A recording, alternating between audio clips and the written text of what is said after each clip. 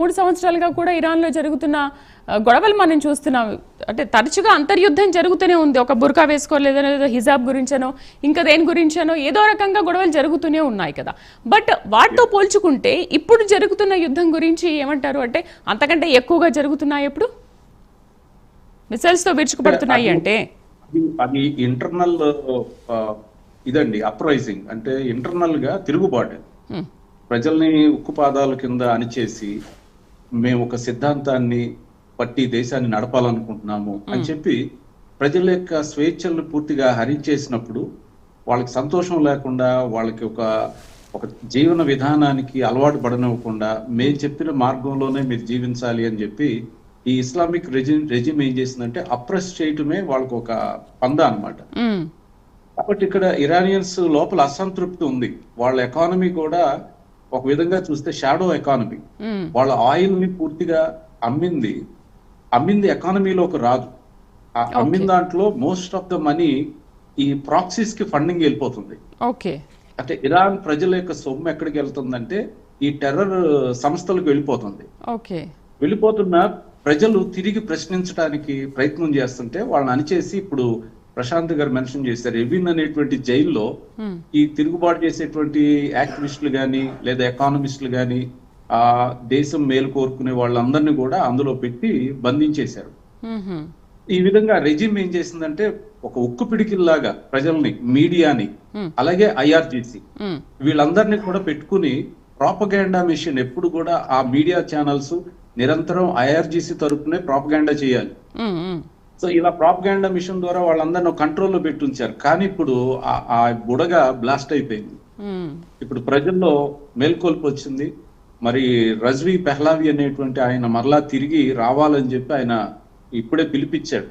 Iran లో regime change రావాలి, ప్రజలారా మీరు మేల్కొనండి అని చెప్పి ఆయన పిలిపించాడు. ప్రాబబ్లీ డొనాల్డ్ ట్రంప్ గారు ఇవాళ ఇచ్చిన స్టేట్మెంట్ ఏంటంటే ఇరాన్ ను మరలా గొప్ప దేశం అవ్వాలి, కానీ ఐఆర్జీసీ ఉంటే మాత్రం అవ్వలేదు. మేబీ ఇరాన్ రెజిమ్ చేంజ్ అయితే బాగుంటదేమో అన్నాడు ఆయన. కాబట్టి హోప్ఫుల్లీ మనం చూడాలి. ఎందుకంటే ఇప్పుడున్న సిచ్యువేషన్ లో వీళ్ళు బాగా హ్యూమిలేట్ అయిపోయారు. అంటే అన్ని కోల్పోయారు. న్యూక్లియర్ సైట్ మొత్తం బ్లాస్ట్ అయిపోయింది. ప్రజల ముందు తలెత్తుకునే పరిస్థితి లేదు. ఏం చేస్తున్నారు? అప్పుడప్పుడు 4 మిసైల్స్ చేస్తున్నారు. ఆ మిసైల్స్ కెపాసిటీ కూడా తగ్గిపోతుంది రాను. ఇజ్రాయెల్ లాంచర్స్ అన్నిటిని డిమాలిష్ చేస్తుంది, మిసైల్ డిపోస్ ని డిమాలిష్ చేస్తుంది. మేబీ ఇంకో 1 or 2 days లో ఇరాన్ దగ్గర వేయటానికి కూడా మిసైల్స్, డ్రోన్స్ బహుశా ఉండకపోవచ్చు. ఆ సిచ్యువేషన్ లో ఏం జరుగుద్దంటే సైలెంట్ సీజ్ ఫైర్ వస్తుంది అనుకుంటున్నారు. అంటే ఏమి ఒప్పందం ఏం చేసుకోకుండా ఆటోమేటిక్ గా సద్దుమణిగిపోతుంది గొడవ, ఏమి చేయలేని పరిస్థితులు. అట్లాంటప్పుడు ఈ రెజిమ్ ప్రజల ముందు వీక్ అయిపోతే ప్రజలు డిక్టేట్ చేయడం స్టార్ట్ చేస్తారు. ప్రజల్ని అణిచి వాళ్ళ గుప్పిట్లో పెట్టుకున్నంత వరకే రెజిమ్స్. ఒక్కసారి కనుక ప్రజా గళం బయటకు వచ్చిన రోజున వాళ్ళని కంట్రోల్ చేయలేరు. ఇప్పుడు అదే మెల్లగా ఆ దేశంలో స్లోగా స్టార్ట్ అవుతుంది. హోప్ఫుల్లీ అమెరికా దానికి కొంచెం సహాయం కూడా చేయొచ్చు. చుట్టూన్నటువంటి పీస్ లవింగ్ అరబ్ కంట్రీస్ ఉన్నాయి, శాంతియుతంగా ఉండేటువంటి అరబ్ కంట్రీస్ ఉన్నాయి. వాళ్ళు కూడా అక్కడ రెజిమ్ చేంజ్ అయితే కొంచెం మోడరేట్ రూలర్స్ ఎవరిని వస్తే మెల్లగా ఇజ్రాయెల్ తో ఒక అగ్రిమెంట్ చేసుకుని ఇక మీదట పరస్పరం మనం ఎవరు కూడా ఇట్లాంటి దాడులు చేసుకోవద్దు అని చెప్పి మోడరేట్ రూలర్ వస్తే సాధ్యం అవుతుంది అది.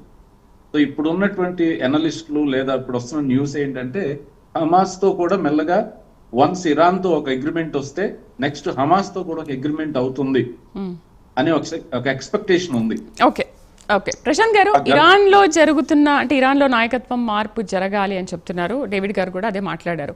నెక్స్ట్ ఫర్దర్ గా అలాంటి మార్పులు చోటు చేసుకుంటాయి అని ట్రంప్ కూడా అదే వ్యాఖ్యానించారు. ఒక మంచి నాయకత్వం వస్తే బాగుంటుందని. బట్ ప్రజలు ఏంటి, ఎవరి నాయకత్వాన్ని కోరుకుంటున్నారంటారు? ఆటోమేటిక్ బహిరంగంగా చెప్తున్నారు కదండి వాళ్ళు, మాకు సరెండర్ యువర్ సెల్ఫ్.